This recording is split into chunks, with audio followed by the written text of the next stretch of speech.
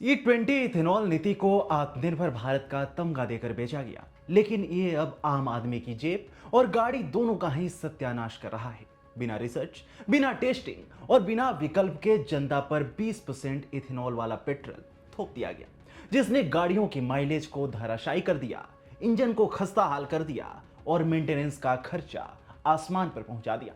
ऊपर से ethanol production करने वाले केंद्रीय मंत्री नितिन गडकरी के बेटों की कंपनियां CIAN एग्रो और मानस एग्रो रॉकेट की स्पीड से चांदी काट रही हैं। पिछले एक साल में इन कंपनियों ने 500 से 1000 गुना प्रॉफिट बनाया है और इस पूरी प्रक्रिया से भ्रष्टाचार की बू भी सामने आ रही है, जिसे लेकर सोशल मीडिया पर हंगामा मचा हुआ है। गडकरी भले ही खुद को बचाने के लिए कुछ भी बोले, लेकिन E20 को लेकर उठ रहे सवालों से वो लंबे समय तक बच नहीं सकते। नमस्कार, मैं हूं आपके साथ अवनीश और आज के वीडियो में मैं आपको बताऊंगा कि कैसे E20 मिक्स्ड पेट्रोल पर उठ रहे सवाल काफी हद तक सही नजर आते हैं। दरअसल भारत सरकार ने जुलाई 2025 से देश के 90,000 पेट्रोल पंपों पर 20% एथेनॉल मिक्स्ड पेट्रोल यानी E20 अनिवार्य कर दिया है। अब आप गाड़ी या बाइक में जो भी पेट्रोल भरवा रहे हैं उसमें 20% एथेनॉल मिक्स होता है। सरकार ने इसे अनिवार्य कर दिया है, यानी अब आपके पास कोई और ऑप्शन भी नहीं है। सरकार की ओर से यह दावा किया गया कि यह पर्यावरण बचाएगा और तेल आयात घटाएगा, इंजन की माइलेज बढ़ेगी, मेंटेनेंस खर्च कम होगा, लेकिन हकीकत ज्यादा कड़वी नजर आती है। सरकार की यह नीति जनता के गले की फांस बन चुकी है। रिपोर्ट्स बताती हैं कि इससे 4 पहिया वाली गाड़ी का माइलेज 6 से 7% और 2 पहिया का माइलेज 3 से 4% तक गिर गया, जिससे लोगों का मासिक फ्यूल खर्च 500 से 1200 रुपए तक बढ़ गया है।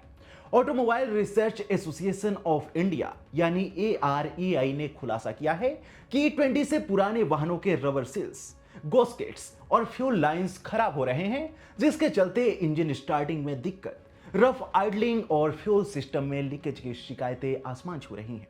भारत में 80% से ज्यादा गाड़ियां 2023 से पहले की है, जो E10 या E5 के लिए बनी थी, और उन गाड़ियों पर अब E20 का असर दिख रहा है। सरकार का कहना है ये आशंकाएं निराधार हैं और E20 ही आगे बढ़ने का एकमात्र रास्ता है। पुराने वाहनों में कुछ रबर के पुर्जे और गॉस्केट बदलने की जरूरत पड़ सकती है, लेकिन सरकार का कहना है यह एक सरल प्रक्रिया है। सोशल मीडिया पर इसे लेकर काफी बहस छिड़ी हुई है। इसी बीच कई वाहन निर्माता कंपनियों ने स्पष्ट किया है कि किसी भी समय पर बने वाहन पर E20 फ्यूल इस्तेमाल करने के बावजूद सभी वारंटी दावे पूरी तरह मान्य रहेंगे और माइलेज पर 2 से 4% का असर देखने को मिल सकता है। दूसरी ओर पुराने वाहनों के मालिक माइलेज में बड़ी गिरावट की शिकायत कर रहे हैं। ध्यान देने वाली बात है कि साल 2018 की नेशनल बायोफ्यूल पॉलिसी को 2022 में संशोधित कर E20 का लक्ष्य 2025 तक रखा गया, लेकिन ऐसा कहा जा रहा है कि इसके पीछे कोई ठोस रिसर्च नहीं की गई। AREI और इंडियन इंस्टीट्यूट ऑफ पेट्रोलियम के टेस्ट लैब तक सीमित रहे। रियल वर्ल्ड में कोई बड़ा फील्ड ट्रायल नहीं हुआ।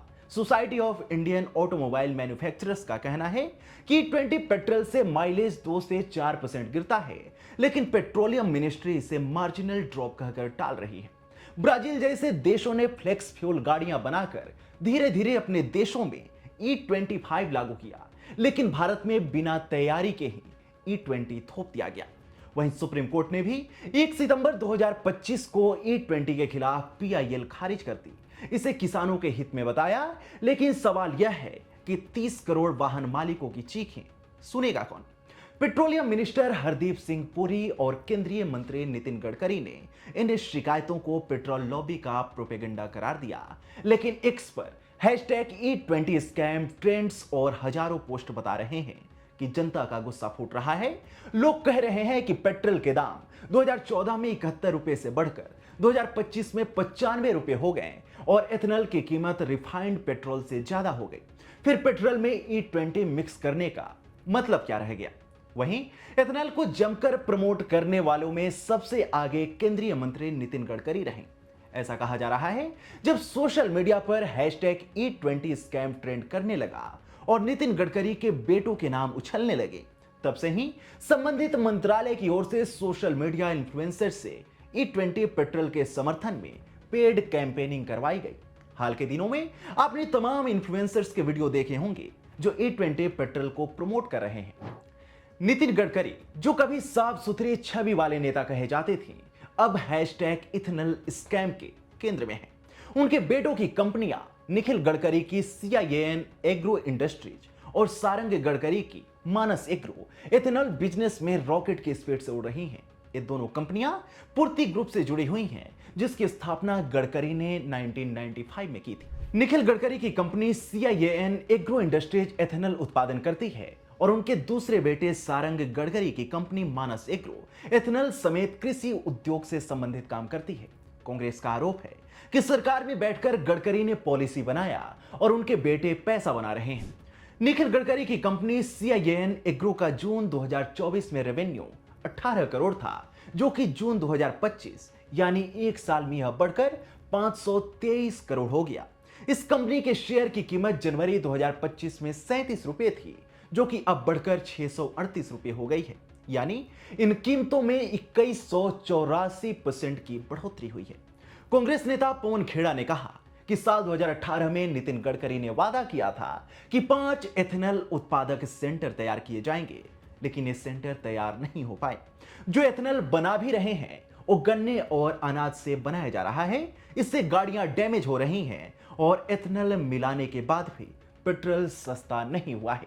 1 लीटर एथेनॉल बनाने में 3000 लीटर पानी खर्च होता है। साथ ही पवन खेड़ा ने कच्चे तेल को लेकर भी सरकार पर निशाना साधा। उन्होंने कहा, देश को बताया गया कि रूस से सस्ता कच्चा तेल आ रहा है, लेकिन जब रूस से सस्ता कच्चा तेल आया तो वहां से मोदी जी के दोस्त की रिफाइनरी में गया, फिर मोदी जी के भतीजों की कंपनी में गया जहां एथेनॉल मिक्स हुआ। इसके बाद दिल्ली में बैठे नरेंद्र मोदी उस तेल में टैक्स मिला देते हैं।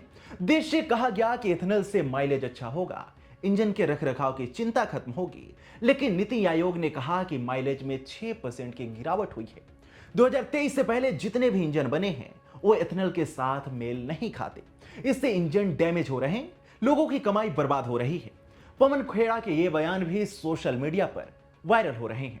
आपको बता दें कि पेट्रोलियम मिनिस्टर हरदीप सिंह पुरी दावा कर रहे हैं कि E20 इथेनॉल ब्लेंडिंग से सरकार को 1.4 लाख करोड़ की बचत हुई। लेकिन सवाल यह है कि यह बचत किसकी जेब में जा रही है? जनता तो पेट्रोल के बढ़ते दाम और माइलेज की मार से लुट रही है। पेट्रोल की कीमतों में इसका असर दिख भी नहीं रहा। इतना ही नहीं, सरकार ने तो अब E10 या E5 का ऑप्शन भी छीन लिया। पेट्रोल पंपों पर लेबलिंग तक नहीं है, लेकिन सरकार और गडकरी की ओर से कहा जा रहा है कि सब कुछ ठीक है।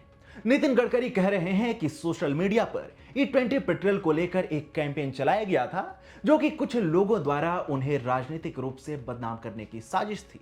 लेकिन अभी हमने ये जो फैक्ट्स आपके सामने रखे, ये भी पूरी तरह से सच ही हैं।